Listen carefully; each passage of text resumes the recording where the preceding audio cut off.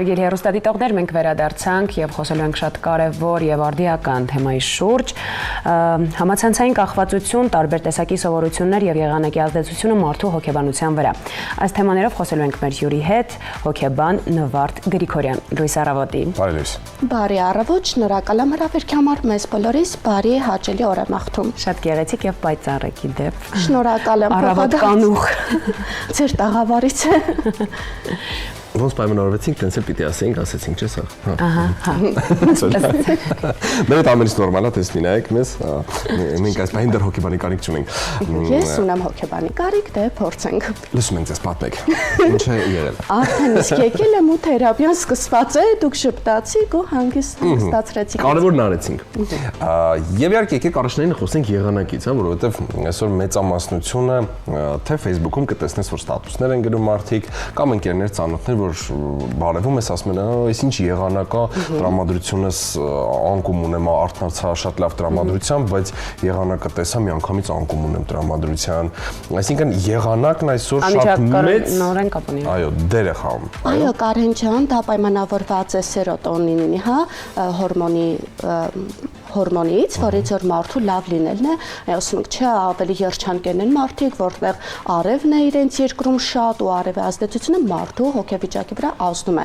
Ու ասեմ, որ գարունը ինքնին ինքը զարթոնք է, պայմանավորված է նաև բնության զարթոնքով, մարդկանց վրա է ազդում, բայց մտածում, որ պետք է արև լինի, նպատակներ ունեն, քայլելու այդ արևը վայելելու ու անցրև։ Դրա համար նախապես պետք է հա իրենց օրվա սխեման գծեն, գրաֆիկը կազմեն, երկու պարագան էլ հաշվի առնեն, լավ, որ արև լինի, սպոսանքին կգնան, որ անցրև լինի, ինչ անեն, որպեսզի այդ ընկճախտը չլինի ու իրենց տրամադրության վրա չազդի։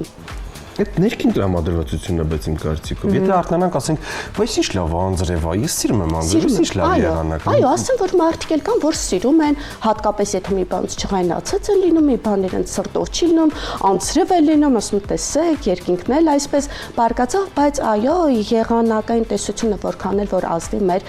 տրամադրության վրա, ճիշտ եք նկատել, Կարեն ջան, ներքին տրամադրվածությունը Եվ կարգապահությունը կարծում եմ։ Միանշանակ կարգապահությունը, որը ինչպես նշեցի գրաֆիկը կազմեն, հա, երկու պարագան էլ հաշվի առնեն, անցրև լինի, փակ տարածքում ժամանց կանցկացնեմ, չէ որ մենք գնում ենք աշխատանքի, մենք չենք ասում անցրևը չենք գնում, մենք գնում ենք դպրոց սովորելու երեխային տանում ենք, չենք ասում, չէ, վայ անցրև այսօր չենք գնալու, դա պետք է ինչպես ասում եղանակին հարմարվենք։ Նույնը մարզասրահ գնալու, այսօր անպամած եղանակ է, չգնամ, չկա տենց բան, այսինքն կարգապահությունը շատ կարևոր է մեզ համար եւ դա ուղղակի արդարացում է այդ եղանակի։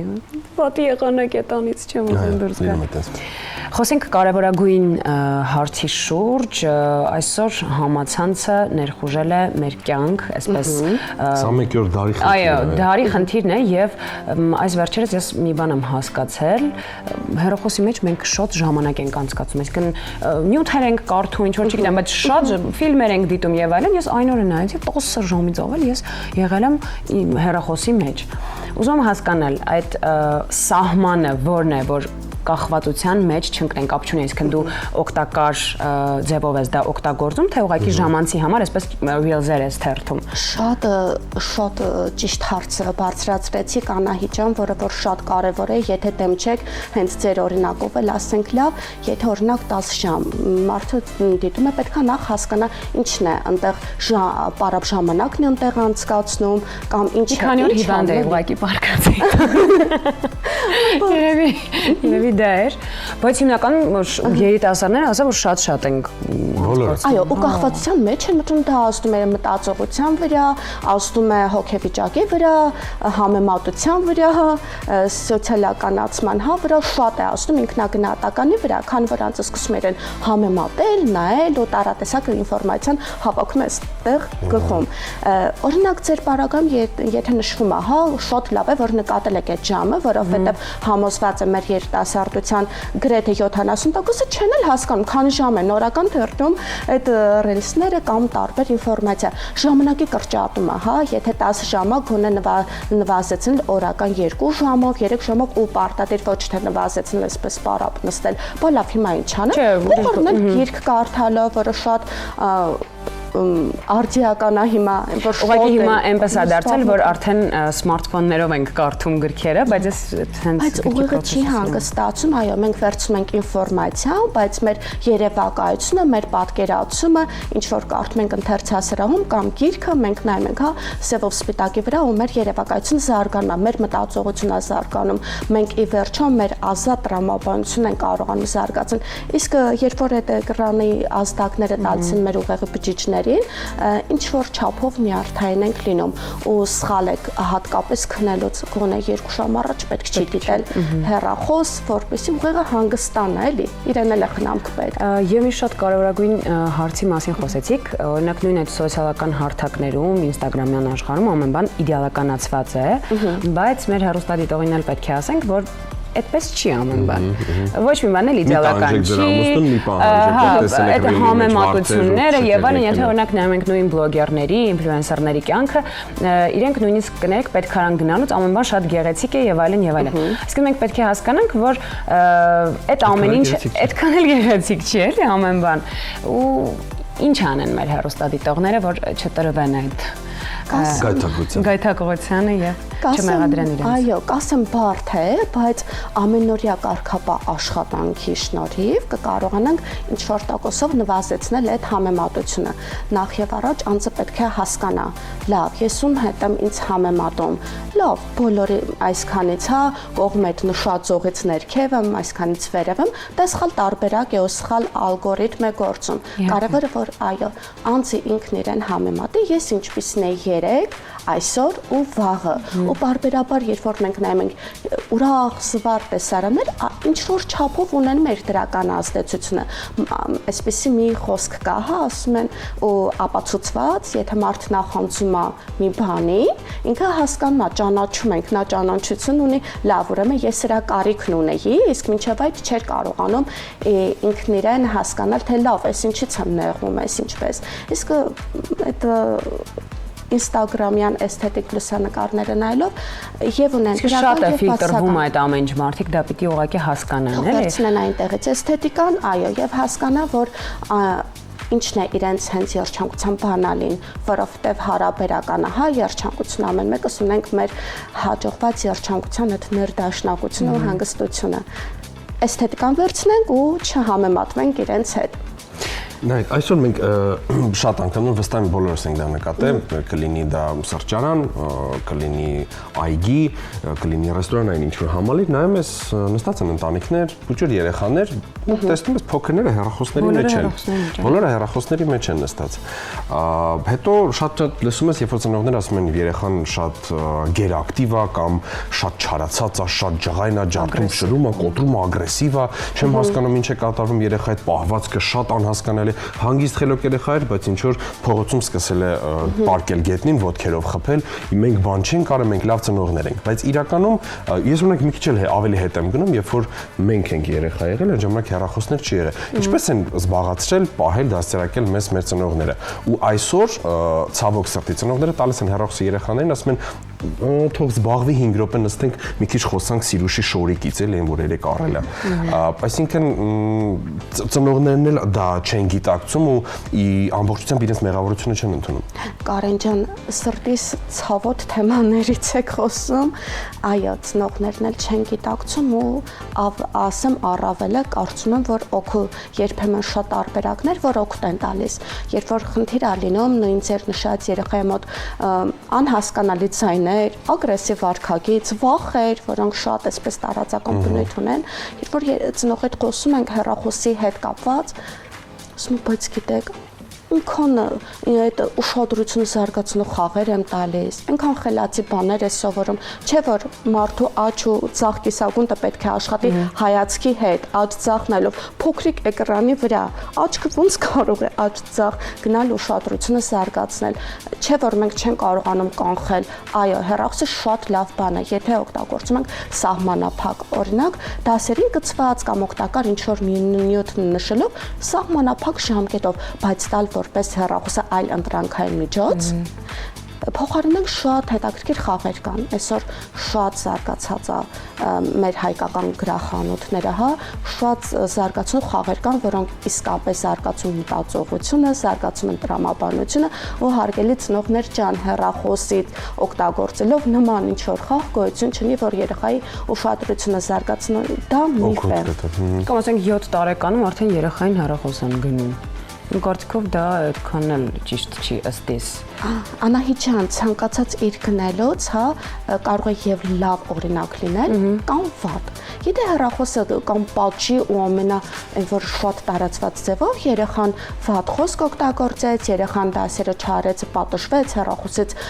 հեռախոսը վերցրեցինք ձեռքից, մենք հեռախոսին քոնենք մեծ տեղ տալիս, որ ամեն ինչ արդեն երեխան մտածում դա կյանքի ինչ որ մի կարևորագույն օղակն է։ Մեր մտածողությունը երբ որ թույլատնենք հեռախոսի հանդեպ, ու նույն երեխային չասենք հեռախոսը այսպես խլենք ձեռքից, այնպես անենք որ ինքը կամավոր բերի տեսնի, երբ որ ծնողը տեսնի, երեխան տեսնի ծնողը օրինակ է ծառայում իր վարքագծով, քնելուց առաջ հեռախոս չի նայում, գիրք է կարդում, այո, կամ շփվում են իհարկե, օրինակ քննարկում իր այդ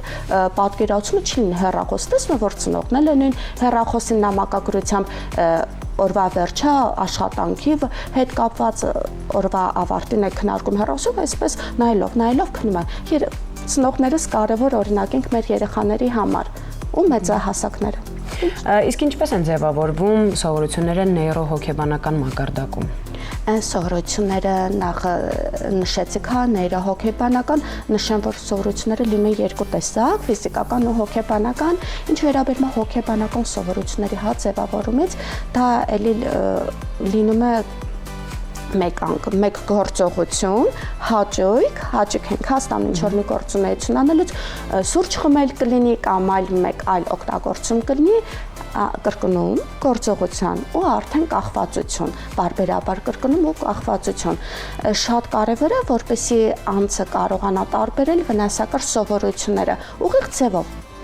Սիրում է անել այսինչ բանը, լավ, դա ինչքանով է վնասում իր անձին ֆիզիկապես կամ հոգեբանորեն ու փորձի դրանք փոխել դրական սովորություններով,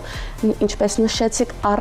քիչ առաջ ձեր եթերում մարզասրահ գնալը, առողջ ապրելակերպ, ֆիզիկական, որ այնտեղ հենց գնում է ոչ միայն մարմինը, հա, գեղեցկան, այլ էլ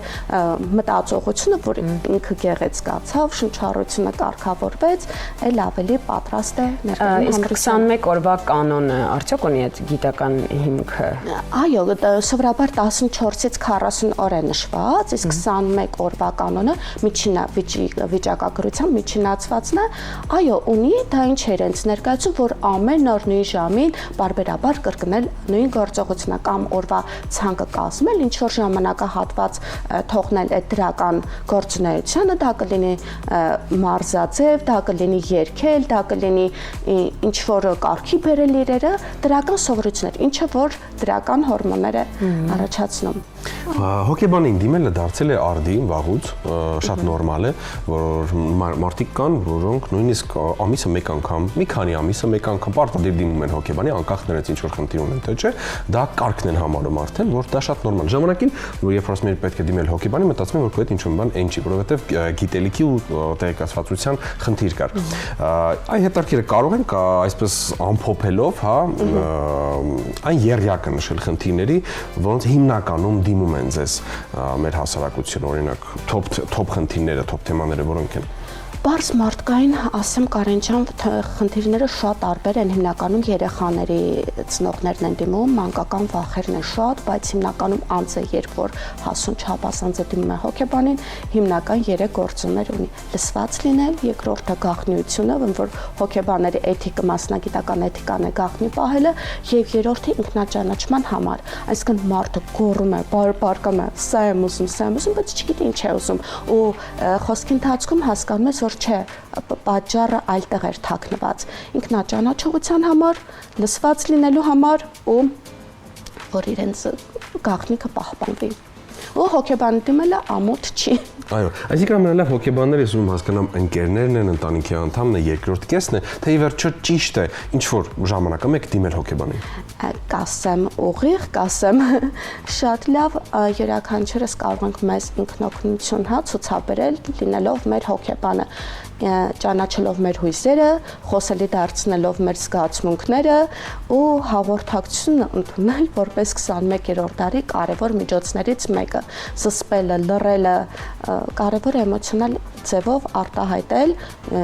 էմոցիոնալ ինտելեկտի ձևով արտահայտել հույսերը, ու հույսերը դարձնել խոսելի։ Երբ հույսերը դառնան խոսելի, դա արդեն իսկ ինքնօգնություն է։ Ամենալավ հոգեբանները անձը ինքն իր համար է։ Եթե չեն կարողանում ճանաչել, հոգեբանը օգնում է, որպեսզի ճանաչելի դառնան հույսերը, հոգեվիճակները, օգնում են, աջակցում են անձանց։ Մենք նաև ունենք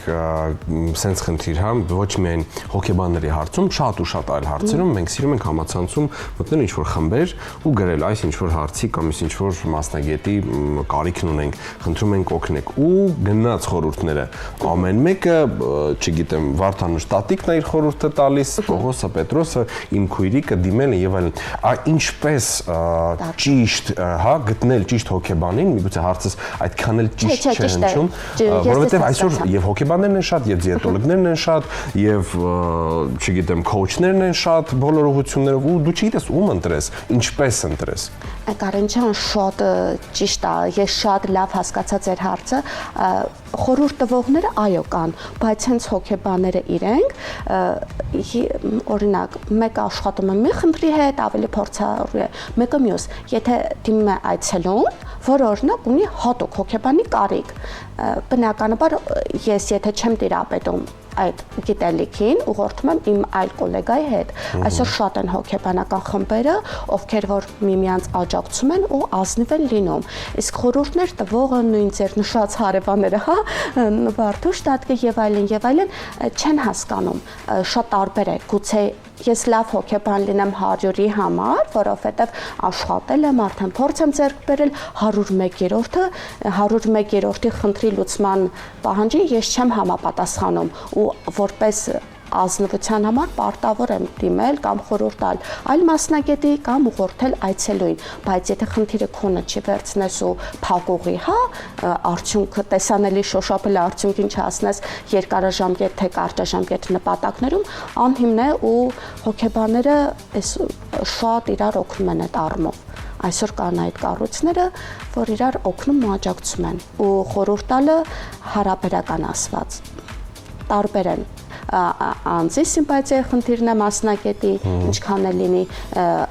վայրի խնդիրը, այցելուներին ընդունելու խնդիրը, մի քանի հանգամանք կա, որ հաշվի են առնում։ Խորհուրդները այսպես թե այնպես տալիս են մարդիկ։ Ցավոք սրտի մեր ժամանակը շատ քիչ է եւ ամենավերջում ես կուզեմ պարզապես չլինեմ շատ sense պրիմիտիվ մի քանի կետ նշենք ինչ խորհուրդ կարելի է տալ այն մարդկանց, որովհետեւ այսօր շատ մեր հայրենակիցներից մեր շատ սիրելի կանայք, աղջիկներ, ովքեր որ նայում ես 25 տարեկան գեղեցկուհի է, բայց այնքան է ծանրաբեռնված տան հոգսերով, որ նայում ես իր դեմքին հասկանում ես, որ մի 50 տարեկան կնոջ արտաքին ունի, տեսք ունի։ Այսօր շատ տղամարդիկ առավոտից մինչև ուշ երեկո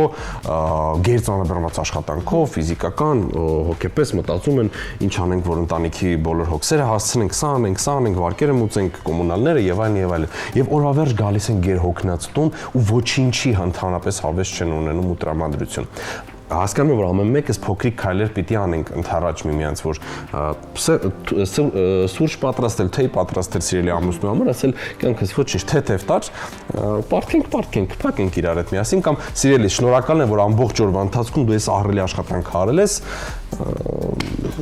քեզ կարգի է պետք բերել։ Կարեն ջան, նախ խոսք հիշենք, որ շատ կարևոր է, որ մենք մարդը, նշում ենք վարկեր ունի, սա նախնդիրներ ու ինչ որ մեկը կողքից ասում է թեթև տանեմ։ Բա լավ, ոնց տանեմ, ախր դա թեթև տանելու չի։ Այստեղ մենք պետք է մեր խոսքի նաև ուշադրություն դարձնենք, մենք չփոքրացնենք, մարդու վախը, մարդու այդ ամեն ինչ իր համար դա մեծ բան է նշանակում, քանի որ եթե ինքը ունի վարկը, այսպես ծախսերը եւ այլն, այսինքն լսենք, լավ, առերեսվի, վախերին, ինչից ես վախենում, տան անդամին, խոսի իր վախերի մասին, վախենում որ չմուծեմ, այսպես ու փորձենք օգնել առողջ ձևով, այսինքն ոչ թե զոտ խոսքեր կրակենք, ոյ դե լավ քեզ լավ նայ, լավ թեթև տար, ու այո, մենք ինչքան էլ ասում ենք պոզիտիվ տրամադրվի, դրական տրամադրվի, տվյալ պարագայում այո, իսկապես դրական մտածողությունը օգնում է, ուղեղն է ավելի լավ աշխատում, ի վերջո սթրեսացին գործոններն են քչանում ու մարդիկ լինում են առողջ։ Շատ կարևոր է, որպեսզի լսենք մեր տան անդամներին, մեր ընկերներին, մեր շրջապատներին ու վերջո հարց տանք, ո՞նց ես քեզ զգում, ինչ ես ուզում այս պահին, շատ լավ, արի տարանջատենք ու երբ որ մենք ժամանակ ենք այսպես աջորս թղթի վրա ժամանակ ենք գծում, լավ ունես այս խնդիրը, այս ժամանակահատվածը մտածել ենք սրա մասին, ունես առնվազն մի քանի լուծում սրա շուրջ, մեր վախերը հանձնեցինք, թղթին նայեցինք, առերեսվեցինք, վախ ինչ որ չափով փոքրանում է, բայց չափը ոյ մի մտածի դրա մասին, չի ախր արգելքներ դնելով ու կարող ես զուտ ասել քո որ դու այդպես մտածում ես, դա այն վրա ազդում է ինչ որ չափով, բայց մարդկանց հրահանգել մի մտածի, թեթև տար, ամեն ինչ լավ կլինի, դրական խոսքերով իհարկե աջակցություն թողնում են։ Շատ լավ, շնորհակալ ենք շատ, լսեք լավ երաժշտություն, կարդացեք գրքեր, ձեզ շրջապատեք դրական տրամադրվածությամբ մարդկանց, եղեք սիրված եւ գնահատված։ Շնորհակալ ենք շատ, մեր հյուրն էր հոկեբան Նվարդ Գրիգորյանը, մնացեք մեզ հետ, իսկ մենք ունենք տեսալուակի պրեմիերա մեր ծրագրի շրջանակներում, ով կլինի մեր եթերում կիմանաք քիչ անց։